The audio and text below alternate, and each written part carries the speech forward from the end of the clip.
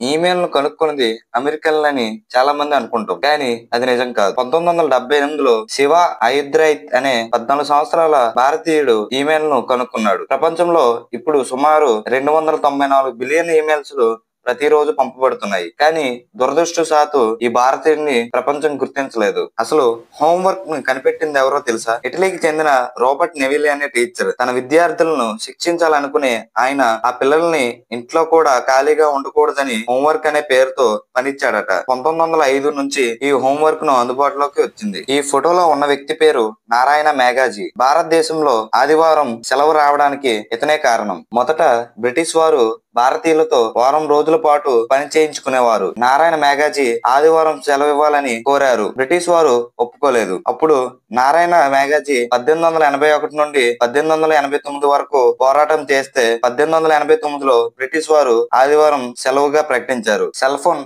సృష్టికర్త అయిన Martin Cooper జననం డిసెంబర్ 26, 1928లో జన్మించారు. ఇతన్ని సెల్ ఫోన్ పితామహుడిగా పరిగణిస్తారు. స్వాతంత్ర దినోత్సవం ఆగస్టు 15 ఎందుకు జరుపుకుంటారనే ప్రశ్న మీకు ఎప్పుడైనా వచ్చే ఉంటుంది. భారత స్వాతంత్ర చట్టం 1947 జూలై 15వ తేదీన ఆమోదం పొందిన ఆగస్టు 15 స్వాతంత్రం ప్రకటించారు. అప్పటి భారత వైస్రాయ్ మౌంట్ బాటన్ నిర్ణయించారు. అయితే రెండో ప్రపంచ యుద్ధంలో బ్రిటన్ మిత్ర దేశాలు కూటమికి జపాన్ లొంగిపోయిన రోజది. అందుకే ఆ తేదీని ఎంచుకున్నాడు. ఆగస్టు 15 భారత్ తో పాటు మరో 5 దేశాలు స్వాతంత్ర వేడుకలు జరుపుకుంటాయి. భారతదేశపు మొట్టమొదటి మహిళా వైద్యురాలు ఈవిడ పేరు ఆనంది గోపాల్ జోషి. మనలో చాలా మందికి మా తెలుగు తల్లికి మల్లెపూల దండ గేయాన్ని పాడినదెవరో ఆవిడ ఎలా ఉంటుందో తెలియదు.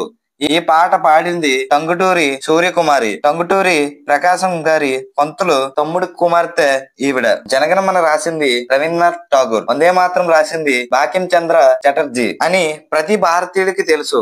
కానీ రోజు పొద్దున్నే స్కూల్లో భారతదేశం నా మాతృభూమి, భారతీయులందరూ నా సహోదరులు అని రాసింది ఎవరని అడిగితే ఎవరు ఏం చెప్పలేరు. స్కూల్ టెక్స్ట్ బుక్ లో మొదటి పేజీలో ప్రతిజ్ఞ ఉంటుంది, కానీ దాని రాసిన రచయిత పేరు మాత్రం కనిపించదు. తెలుసుకుందామంటే వివరాలు ఉండవు. అందుకే దాన్ని రాసిన వ్యక్తి ఎవరో ఇప్పటికీ చాలా మందికి తెలియదు. ఈ గేయాన్ని రాసిన వ్యక్తి తెలంగాణకి చెందిన పైడిమర్రి వెంకట సుబ్బారావు. ఇతను నల్గొండ జిల్లా అనే పరిధిలో జన్మించారు. అంతరిక్షంలోకి పిజ్జా డెలివరీ చేసిన మొదటి కంపెనీ పిజ్జా హట్. 1947వ సంవత్సరంలో 10 రూపాయల నోటుపై సుభాష్ చంద్రబోస్ చిత్రం ఉండేది. ఈ నోట్ ఈ విధంగా ఉండేది. ఈస్ట్ ఇండియా కంపెనీ ముద్రించిన 1818 నాటి 2 అణాల నాణ్యం ఓంకారం ముద్రించబడింది.